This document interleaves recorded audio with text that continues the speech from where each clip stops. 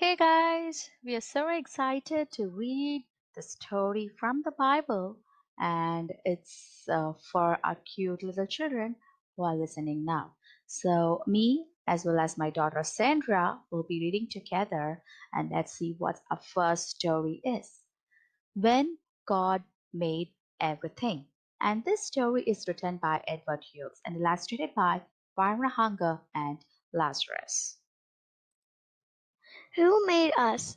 The Bible, God's Word, tells how the human race began. Long ago, God made the very first man and named him Adam. God made Adam out of dust of the earth. When God breathed life in Adam, he came alive. He found himself in a beautiful garden called Eden. Before God made Adam, he made a beautiful world filled with wonderful things. Step by step, God made hilly places and dry spaces, fragrant flowers and tall trees, brightly feathered birds and buzzing bees, wallowing whales and slippery snails. In fact, God made everything. There is everything. In the beginning, before God made anything, there was nothing except God. No people or places or things. Nothing. No light and no darkness. No up and no down. No yesterday and no tomorrow. There was only God who had no beginning. Then God acted. In the beginning, God created the heavens and the earth. And the earth was without form and void. The darkness was on the face of the deep. And God spoke, "Let there be light."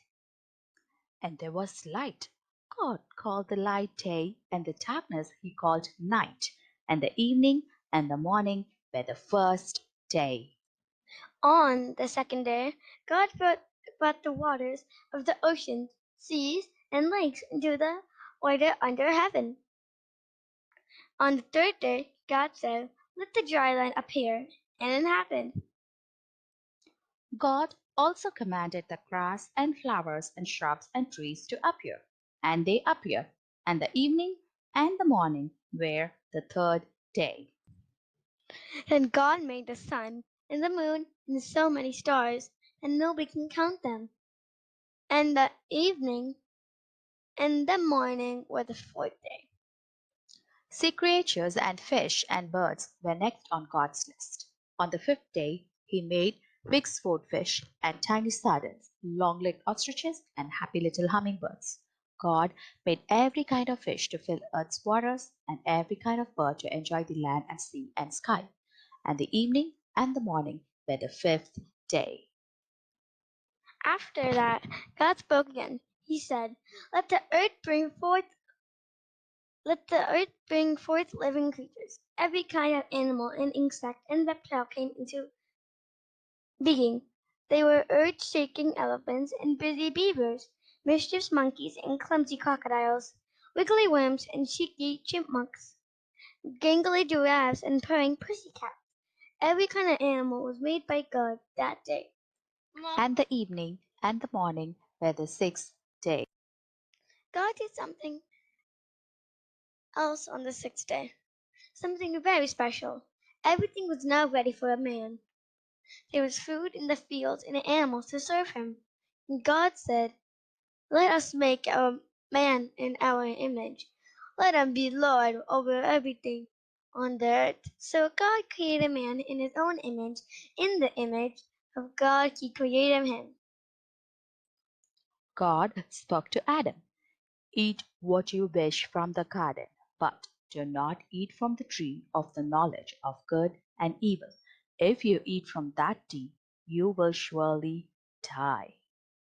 And the Lord God said, It is not good that man should be alone. I will make a helper for him." God put all the birds and beasts to Adam. Adam named them all. He must have been very clever to do so. But among all the birds and beasts, there was no subtle, suitable partner for Adam. God brought Adam into a deep, deep sleep. Removing one of the sleeping man's ribs, God formed a woman from Adam's rib. The woman God made was exactly right to be a partner for Adam. God made everything in 6 days. Then God blessed the seventh day and made it a day of rest. In the Garden of Eden, Adam and Eve, his wife, had perfect happiness, obeying God. God was their Lord, their provider, and their friend. When God made everything, a story from God's Word, the Bible, is found in Genesis 1 and 2.